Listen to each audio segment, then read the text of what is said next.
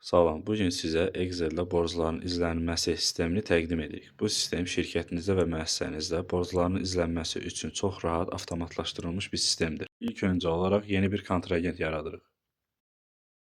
Bundan sonra icraatlara gəlirik. Burada ilk öncə tarixi təyin edirik. Tarixi təyin etdikdən sonra satış və ya ödəmə olduğunu seçirik.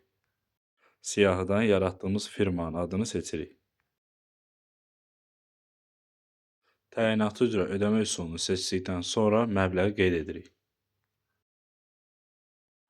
Məbləği qeyd etdikdən sonra ana səhifəyə gələrək yenilə düyməsinə toxunuruq. Toxunduqdan sonra hesabat yenilənir.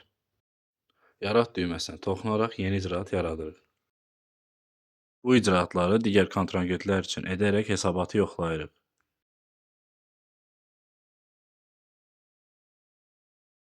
Burada sil və ya yarat düyməsinə toxunaraq sıraları silib və ya yenidən yarada bilirik.